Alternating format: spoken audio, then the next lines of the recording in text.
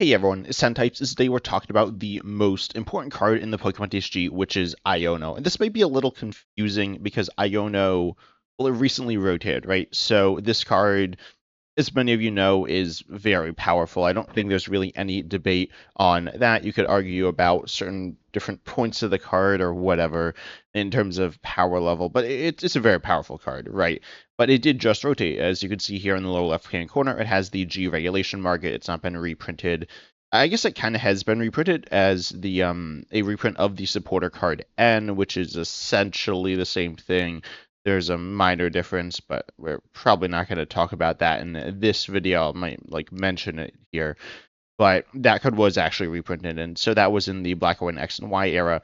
And then in the Scarlet and Violet era, we got Iono, but we are moving on to the Mega era, so we don't have Iono.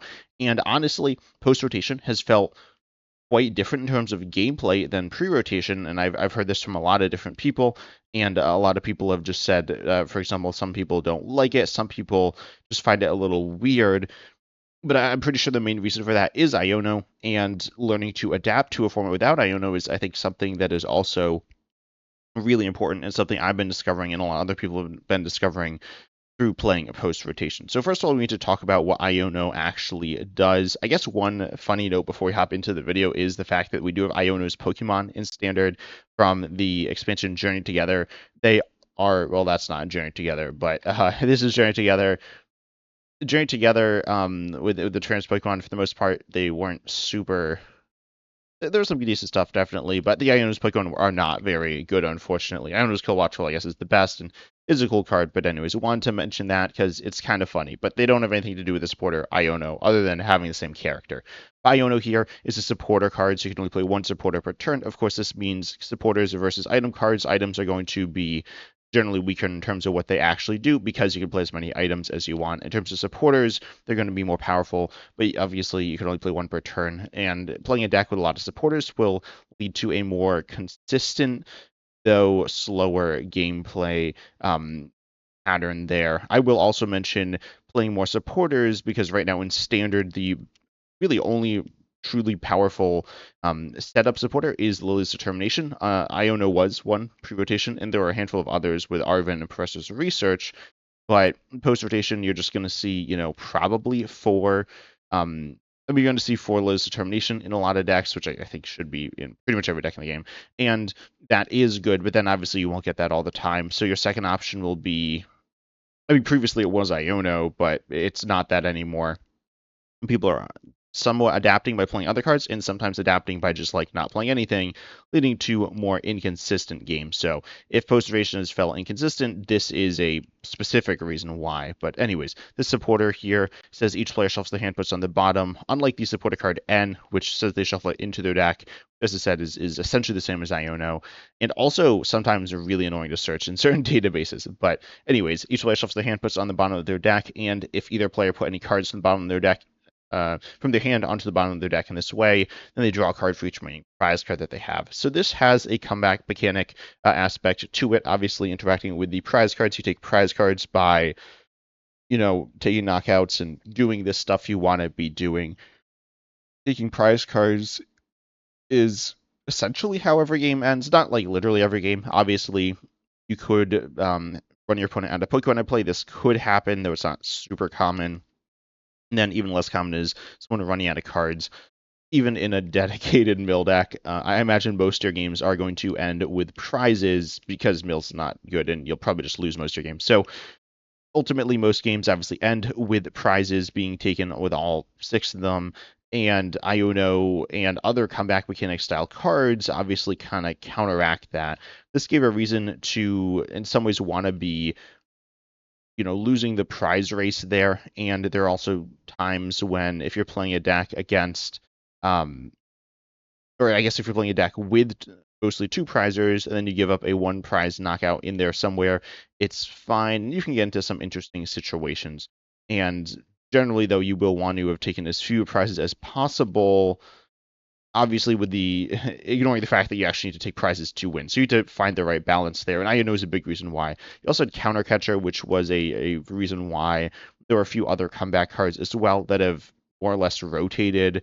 There's something like Defiance Span, I'd say, is not very meaningful, but it is another card like that that also did rotate. Iono here, obviously, wants to force that comeback, but ignoring the comeback aspect, which right now we actually don't really have, I don't think, any cards that are super comeback oriented that are super good, if I'm not mistaken.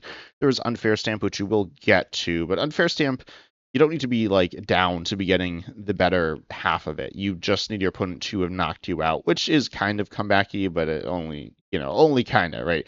Let's be honest. If you played any post rotation, you've probably been hit by an early game Unfair Stamp and just kind of lost from there. But anyways, with Iono here, obviously, it's based on prizes, and if you're in a relatively even spot, which realistically, most games you'll be in a kind of even spot, assuming the game is somewhat competitive there. But with that, in the early game, you'll each have a lot of prize cards remaining. That means that this will be a pretty good draw supporter.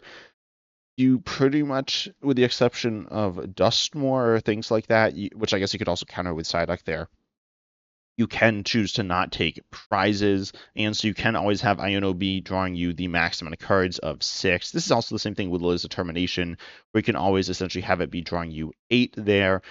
And so in the early game, specifically turn 1 going second, again, it is a setup supporter. I mentioned that, but it is a good setup supporter for that reason. On the other hand, though, your opponent will probably also be in a situation where they haven't taken many prize cards, and in that situation, then they are going to be drawing a lot of cards as well. It does disrupt them by removing all the cards from their hand, putting them on the bottom of their deck, so they won't see those cards again, but they probably play multiple copies of the important ones and outstore them and will shuffle their deck. That's the main reason why shuffling it and putting it on the bottom versus shuffling it in doesn't matter, is because they'll just shuffle it in a second anyways due to whatever.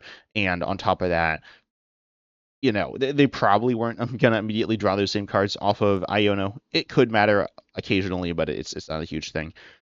And sometimes I hear people say that like is a really big deal regarding something like Unfair Stamp or Judge, and it just isn't. Most people don't say that, but I occasionally hear people say that. It is something, but it's something that I'd say definitely feels more impactful than it is, and sometimes you really really notice it. But anyways, with Iono here in the early game, again, it's going to be helping you set up. It can also help your opponent set up, though. As I said, it does disrupt their hand, does remove their hand, and really any form of full hand disruption like this is going to stop your opponent from being able to plan ahead on their next turn, which is, I guess, actually kind of annoying for slowing the game down. But in terms of that, it does, mess with them, which is good. Obviously, if it gives them like puts them from a bad hand to a good hand, which it's very reasonable that it could put them into a good hand, then Iono here is going to, just not be so good. Yes, it's good for you, but it's also good for your opponent.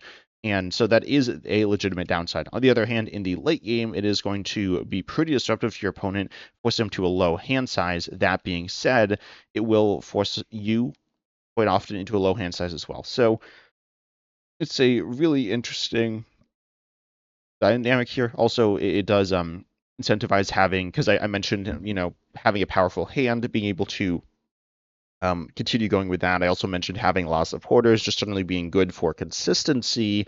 But if you're hit by an Iono, you never know if you're actually going to get what you need on the other side of that. Outside of, I guess, I'll mention stuff like Cypher Maniac's code breaking, controlling the top card of your deck, which Iono actually does not mess with. I mean, it does, I guess, by putting it into your hand, but whether it's put into your hand by Iono or put into your hand by your top deck, if you have the top card of your deck being good against a shuffle put onto the bottom, then drop the top of your deck type of card, then that card will be in your hand no matter what, and it gives you some protection there. But that ultimately doesn't matter, especially with post rotation, where we don't really see that too much, because I will talk about Unfair Stamp and Judge, which both shuffle in. So ultimately, though, this is pretty nasty disruption, but it does encourage an onboard draw engine as opposed to a consistent deck to play from. Yes, obviously having consistency in your deck will increase your consistency, but having it on board, I mean, it's something you can actually use, like Fezznifty EX or something like, say, Dracloak or Anzoric EX. These cards are going to give you draw on your board. Obviously, Fezznifty EX and I suppose also Anzoric EX, they have conditions, but they are able to, dig into your deck quite a bit more, especially when you're put down to a low hand size. It can double, triple, even like quadruple your hand size in some situations. So that can be incredibly powerful there. But also, on the other hand, you want these things if you are using Iono on yourself to shrink your hand there. In terms of the planning for your next turn as well, I do want to mention it's the not quite daily 06 Machination Slander. This card is somewhat not super good because it doesn't actually, if there's a card you want to remove from your opponent's hand, it doesn't remove it essentially like ever.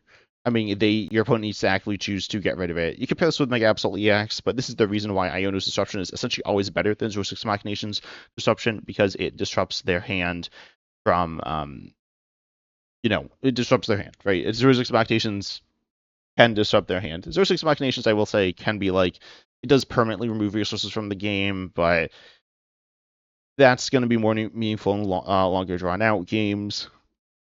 And if you're going for a more control game plan. So there is a use case for that, but, did want to mention the fact that 06 Machinations, your opponent still gets to keep their 3 best cards, which are probably their best cards, like the cards they need to actually do the stuff that they need to do. Realistically, you don't need all the cards in your hand. It kind of depends, especially with something like Ultra Ball, where that is a card that requires, other cards to actually work. Not specific other cards, but just other cards. So showing your opponent's hand in any form will more or less slow them down or stop them from doing that. But anyway, just wanted to mention that there. Then Iono is interesting here because, as I said, it is a consistency supporter, and it's a consistency supporter for both players. We can compare this to the 2 other cards I've mentioned, which are Judge and Fair Stamp. So Judge is a powerful supporter here that says each player shuffles their hand to their deck and draws 4. However, of course, unlike Iono, this is always going to be 4 for the entire game. This card, honestly, I think is a pretty decent replacement to Iono. It's not specifically, it's a much worse draw supporter. It's like a worse draw supporter in the other game. It's a pretty mediocre draw supporter, drawing you 4, unlike Iono drawing you 6, but it is okay. In the early game, it's also going to disrupt more, and in the late game, it is going to probably draw more. I think the biggest thing, though, is it just draws you less in the early game. I think the other things matter some, but I think it's still pretty comparable to Iono in like the mid to late game. I suppose. I mean, Ionoing them to a low hand size is really good, like a 2-card hand or something like that, compared to judging them to a 4-card hand. But if they draw, obviously one with their top deck, and then they 3 off a Pheasant Nifty EX, then like 2 off a Dracloak, that's going to be a bunch of cards. And there's 2 extra from Judge could matter, but it's not the biggest thing around. But then we look at Unfair Stamp. Unfair Stamp is definitely a card that is much more similar to Iono, giving you this explosive draw, again, only if your opponent was knocked out last turn, and it is an item as well, so you can pair it with supporters, which is interesting, though for the most part it functions like that 5th draw supporter behind Lily's there. And this is because it draws you 5 cards and puts your opponent down to 2. So this is getting both the good draw of Iono, almost the best draw of Iono, and almost the best disruption of Iono. And it puts him onto 1 card and can be used pretty early in the game as well. Ultimately, this, as I said, isn't really a comeback mechanic card because while it does force your opponent to knock you out last turn, that's not that hard to do. It's not that hard for your opponent to do, and they have to do it at some point, generally early in the game. Funnily enough, one of the decks that doesn't have to do that is Dragapult, which is what makes it so strong. Oftentimes, when Dragapult's taking prizes, it's taking multiple and either winning the game or just putting your opponent back a bunch. Also, when you sit behind Badu, there's only so much your opponent can do to not knock you out, even if they're trying to not knock you out. So that is pretty, I guess, interesting there. Ultimately, though, Unfair Stamp, obviously it's a one of. It is searchable, but it's not Iono specifically because it's an ace spec. I think that's the biggest difference there. We've seen other supporter cards that are powerful, like like in a similar way to Unfair Stamp, and Iono is one of those cards. I think in terms of if this was just a supporter, it'd be a little strong, I suppose, but also it'd be kind of comparable to Iono. And we see Team Marcus Archer, that's pretty similar to Unfair Stamp there, and that is pretty similar to Iono. Judge, though, just has that weaker draw, a weaker disruption, and it feels okay. I would say Judge is just a weaker Iono in terms of playing it, but it is a card to keep an eye out for. I've noticed a lot of people, and myself included, playing less around this hand disruption like Iono, because it's obviously not in the format, and people are playing cards like this a lot less outside of Unfair Stamp, which is being played a lot, and being honestly the main replacement for Iono, but that is more telegraphed. I mean, there are turns when your opponent can't play it. Specifically in the early games, you can go for plays where you play a Pokepad for a Drake Loke or whatever turn one going first because I don't know if but are pretty certain that you're not going to get hit by hand disruption. If you do, then it kind of sucks. You just wasted a resource, which was valuable. Maybe it wasn't. The other reason here is because of Badu, right? So your opponent hits you with a judge onto your Pokepad hand versus your hand where you just used the Pokepad, then it's a resource you're losing for later. But then if you redrew that Pokepad, which you wouldn't have had if you had played it, but you are under Badu, then it doesn't matter. So ultimately, in some sense, Badu paired with this hand disruption, um, I mean, Badu's just stronger than the regular hand disruption. I guess Badu is hand disruption because it's stopping you playing cards from your hand, but it's not the same as these other cards because it doesn't lose them permanently. I guess you could get Badu all game, but ultimately Badu in combination with Iono meant you were in a lot of really difficult situations with the loss of Iono, and I wouldn't say the rise of Badu, I guess, because Badu's been good for its full-time standard, but Badu is the big scary threat hitting your hand on the early turns of the game. Even though, funnily enough, Iono is actually not as bad for you as Judge, it's not as good for your opponent. Some people are just playing it less, and generally you want to set up more so than you want your opponent not to set up. Theoretically, on any turn, you could top deck out of your bad situation, so you want to be set up before, if you are both in a bad situation and you pass it over to your opponent knowing that you're both in a bad situation, there's always the chance they top deck out of it, and that's going to be before potentially you, right? They have the opportunity to do that first.